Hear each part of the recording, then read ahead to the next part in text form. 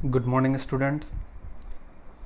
इस वीडियो में हम एक्सरसाइज 2.2 के क्वेश्चन नंबर 7 to 12 स्टडी करेंगे।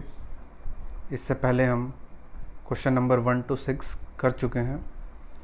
आइए क्वेश्चन नंबर 7 देखते हैं। Find out the twin prime sets. तो कुछ आपके पास दो नंबर के सेट दिए हुए हैं, इनमें ये फाइंड आउट करना है कि कौन से ट्विन प्राइम्स नंबर हैं।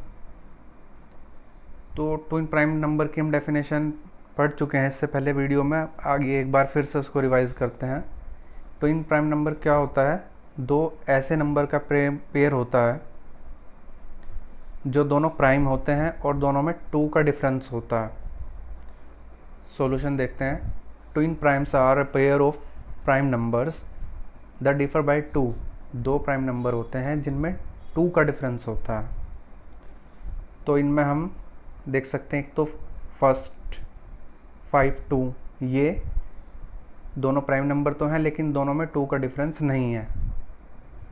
और फिर बी अगर हम देखें 5 3, दोनों प्राइम नंबर हैं और दोनों में 2 का डिफरेंस है, तो ये ट्विन प्राइम नंबर का पेयर है।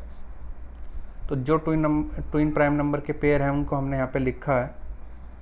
सो बी 5 3, D 71 73, E 41 43 और G 29 31 और J 11 13। ये सभी प्राइम नंबर हैं और दोनों में 2 2 का डिफरेंस आ रहा है हर पेयर में। किसी में भी देख लीजिए आप, 29 31 दोनों प्राइम है, 2 का डिफरेंस है। 11 13 दोनों प्राइम है, 2 का डिफरेंस है। Are twin prime. Question number 8 देखते हैं। Right any 5 pairs of coprime. तो को प्राइम नंबर क्या होते हैं? दो नंबर का ऐसा पेयर होता है जिनमें कोई कॉमन फैक्टर नहीं होता 1 के अलावा। अब वो दो नंबर प्राइम हो भी सकते हैं या नहीं भी, लेकिन बस उन दोनों नंबर में कोई कॉमन फैक्टर ना हो 1 के अलावा। देखते हैं solution. 2 prime numbers having 1 as the common factor are called coprime. वही लिखा है जो मैंने बताया था, 1 कॉमन फैक्टर होना चाहिए दो नंबर के बीच में, तो वो को प्राइम नंबर कहलाते हैं। तो ऐसे 5 पेयर लिखने हैं। तो फर्स्ट हमने लिखा है 7 एंड 11, दोनों प्राइम नंबर हैं तो दोनों में 1 ही कॉमन फैक्टर होगा।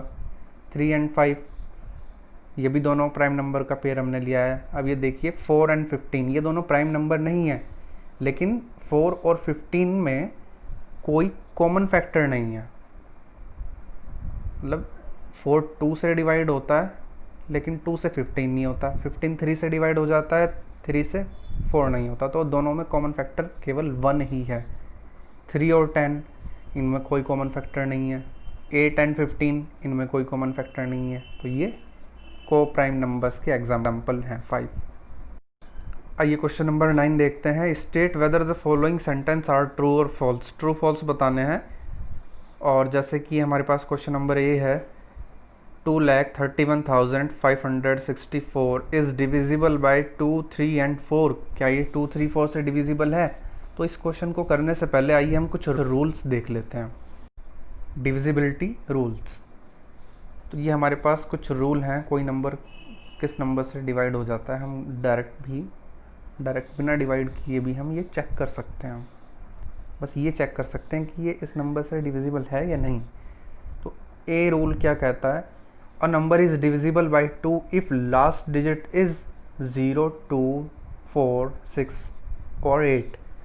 2 से कोई गिवन नंबर डिविजिबल होगा अगर उसकी लास्ट डिजिट 0 2 4 6 8 है। तो मतलब कि हम उसकी लास्ट डिजिट को देख लेंगे, अगर इनमें से कुछ है तो वो 2 से डिविजिबल हो जाएगा।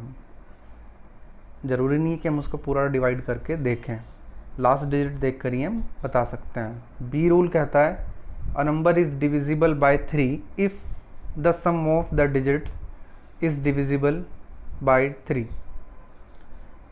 कोई नंबर 3 से डिवाइड कब होगा? जब उस दी गई नंबर की सारी डिजिट्स को हम ऐड कर दें, और अगर वो ऐड करने पर जो डिजिट बनती है वो 3 से डिवाइड हो जाती है। तो वो नंबर भी 3 से डिवाइड हो जाएगा। सी रूल कहता है 4 से कोई नंबर तब डिवाइड होगा अगर उसकी लास्ट डिजिट या तो डबल ज़ीरो हो उसमें, और या फिर उसकी लास्ट 2 डिजिट जो है वो 4 से डिविजिबल हो। मतलब या तो उसकी लास्ट की जो 2 डिजिट हैं वो 0 हों, या फिर उसकी लास्ट की 2 डिजिट 4 से डिवाइड होती हों। 5 से कोई नंबर डिवाइड कब होगा? जब उसकी लास्ट की डिजिट 0 हो या 5 हो। लास्ट की जो 1 डिजिट है या तो वो 0 हो या वो 5 हो, तो वो नंबर 5 से डिवाइड हो जाएगा। ई रूल कहता है a number is divisible bye 6 if the number is divisible bye 2 and 3। मतलब जो नंबर है वो डिविजिबल होगा 6 से, कब?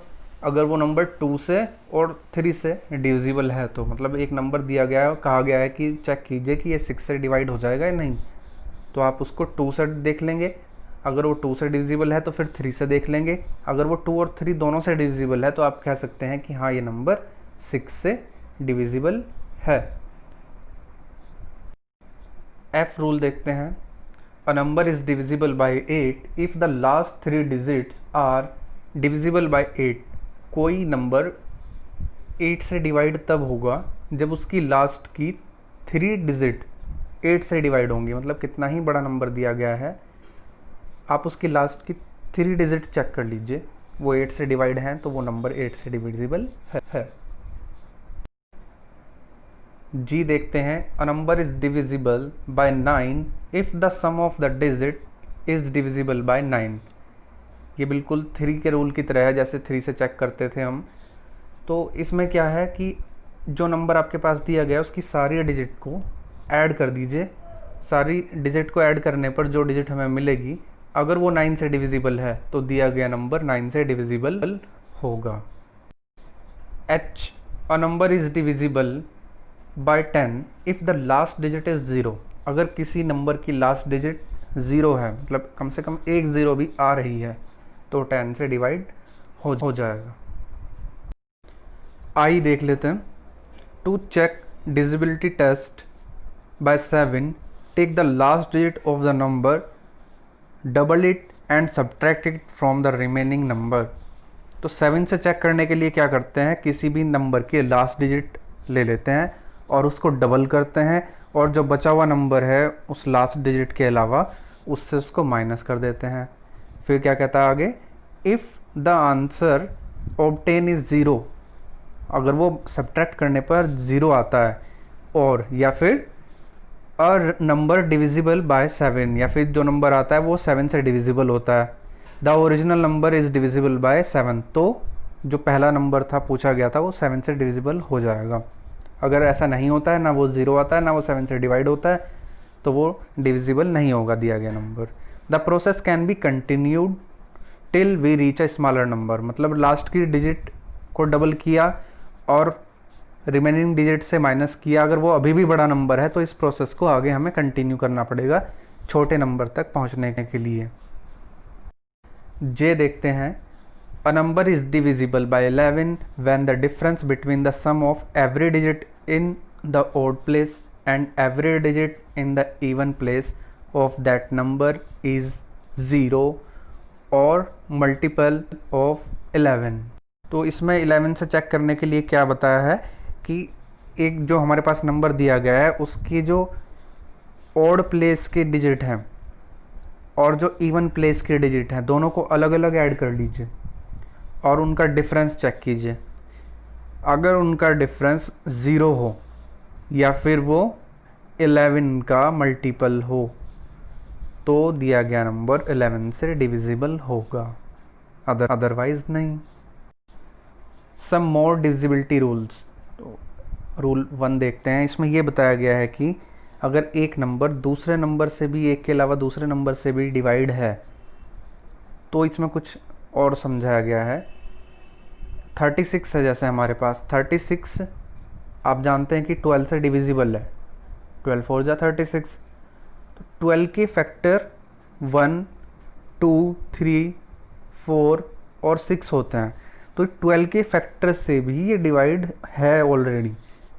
ये रूल ये कहता है, मतलब अगर 36 आप जानते हैं 12 से डिवाइड है, तो इसके फैक्टर से भी ये डिविजिबल होगा। रूल 2 कहता है अगर कोई नंबर दो को प्राइम नंबर से डिवाइड है तो उनके प्रोडक्ट से भी डिविजिबल होगा। जैसे 56 है, 56 4 एंड 7 2 प्राइम को प्राइम नंबर हैं, इनसे डिवाइड है ये दोनों से, 4 से भी डिविजिबल है और 7 से भी डिविजिबल है, तो दोनों को प्राइम नंबर भी हैं, तो इनका प्रोडक्ट है 28, तो इनके प्रोडक्ट से भी डिविजिबल होगा। 28 2 जा 56। थर्ड रूल कहता है अगर दो दिए गए नंबर किसी एक ही नंबर से डिवाइड हैं तो उनका जो सम है वो भी उस नंबर से डिवाइड होगा। जैसे कि दो नंबर यहाँ पर दिए गए हैं 24 और 54, 24 54 दोनों ही 6 से डिवाइड हैं, तो इन दोनों को अगर हम ऐड कर दें, इनका सम कर दें, तो 78 आता है 24 और 54 का। अब ये 78 भी 6 से डिविजिबल है। रूल नंबर 4 जस्ट अपोजिट है 3 का। इसमें कहता है कि दो नंबर एक ही नंबर से डिविजिबल हैं, जैसे 24 54 दोनों 6 से डिविजिबल हैं, तो उनका डिफरेंस भी डिविजिबल होगा 6 से। तो 24 और 54 का डिफरेंस है 30, 30 भी 6 से डिविजिबल होगा। आइए अब क्वेश्चन नंबर 9 करते हैं। तो क्वेश्चन नंबर 9 का ए पार्ट कहता है कि 2,31,564 234 से डिविजिबल है। ये ट्रू है या फॉल्स है ये बताना। तो 2 से ये डिविजिबल है या नहीं ये देखते हैं हम कि लास्ट के डिजिट जो है वो 202468 होनी चाहिए। तो लास्ट की डिजिट जो है वो 4 है, यानी 2 से तो डिविजिबल है।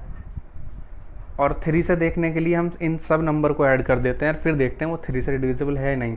सब नंबर को ऐड करने के लिए तो ऐड करते हैं इनको, 2 और 3 5 हो जाएंगे, और 1 6 हो जाएंगे, और 5 11 हो जाएंगे, और 6 17 हो जाएंगे, और 4 21 हो जाएंगे। तो 21 3 के टेबल में आता है, तो यानी 3 से भी डिविजिबल है। और 4 से चेक करने के लिए हम लास्ट की 2 डिजिट को देखते हैं। लास्ट की 2 डिजिट जो हैं वो भी 4 से डिविजिबल हैं, 64 डिविजिबल है 4 से, तो ये ट्रू है। इस तरह से आप क्वेश्चन नंबर 9 को करेंगे। क्वेश्चन नंबर 10 भी डिविजिबिलिटी रूल पर बेस्ड है। तो ये जो नंबर हमारे पास दिया हुआ है इसको पहले हम 2 से चेक करेंगे कि डिविजिबल है या नहीं, अगर नहीं है तो क्रॉस कर देंगे। फिर 3 से चेक करेंगे कि डिविजिबल है या नहीं, नहीं है तो क्रॉस कर देंगे। तो ऐसे ही हमने चेक किया हुआ है। ये 4 5 6 7 8 9 10 किसी से भी डिविजिबल नहीं है। ये नॉट 12 नॉट 15 नॉट 25 किसी से डिविजिबल नहीं है, ओनली 11 से ये डिविजिबल है। तो ऐसे ही आप चेक करके इसको यहाँ पर टेबल को फिल करेंगे। क्वेश्चन 11 देखते हैं। Which smallest digit will you add to the number on the first column to make it divisible by numbers given in the first row. तो ये जो हमारे पास नंबर है ए पार्ट में, ये पहले तो चेक करना है दिए गए नंबर से 2 3 4 5 7 8 9 10, और अगर ये इन नंबर से चेक करके हम देखते हैं कि ये डिविजिबल है तो हम यहाँ पर ऐसे ही क्रॉस कर देंगे,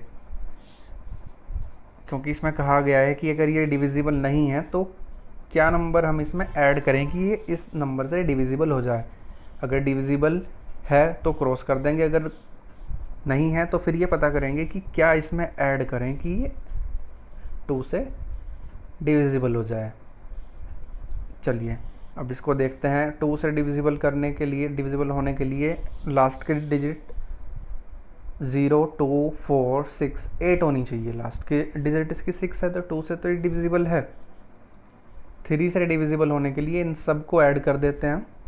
सबको ऐड करने पर हम देखते हैं कि ये 3 से डिविजिबल हो जाता है। 4 से डिविजिबिलिटी चेक करने के लिए लास्ट के 2 डिजिट देखते हैं।